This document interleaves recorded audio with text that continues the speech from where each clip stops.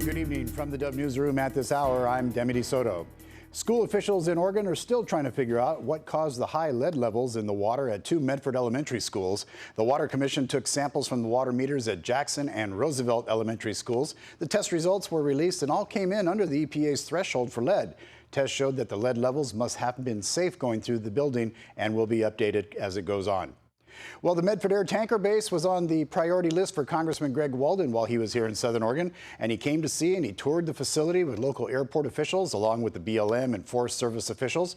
Walden was instrumental in saving the base from packing up shop a few years ago and got secured funding for it, and he explains that process. We know there was a time when the Forest Service was going to close this tanker base, move everything to Klamath Falls. And county commissioners here and I really put the pressure on with the help of the state to convince them that we needed to maintain this tanker base because the turnaround times would be so greatly increased we wouldn't be able to get on these fires as rapidly.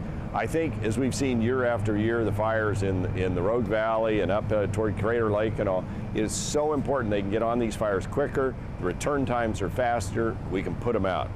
Walden continues his support for any and all measures to ensure that Southern Oregon is protected and that the air tanker base has the resources it needs to protect the fire danger area from disaster. Well, for years in America, food was plentiful and oftentimes all was consumed or excess was disposed of. But as times have changed, according to the U.S. Environmental Protection Agency, food produce that goes bad is 20% of landfill waste. Well, a new federal program from the government is pushing to cut in half the nation's food waste by adding pressure to a list of approaches to take on this issue. Federal agencies are setting goals to cut it by 50% by the year 2030. Locally, Access Food Share has programs in place to not let aging food go to those in need immediately. Philip Yates explains. We call it Food Today, which is getting food to people immediately to make sure that people don't go hungry.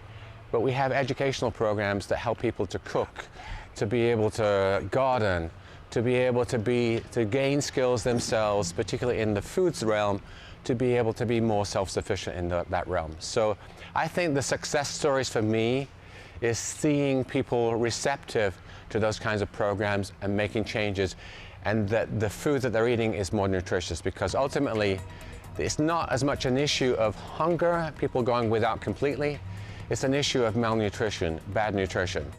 All right, let's take a look at our regional weather forecast as we head into the weekend. You know, and it's going to be nice. Northern California, nothing but sunshine, but boy, it's going to be warm. 102 on Saturday, 97 on Sunday. For the Klamath Basin, pretty warm too. 93 on Saturday, 88 on Sunday, low to mid-50s overnight.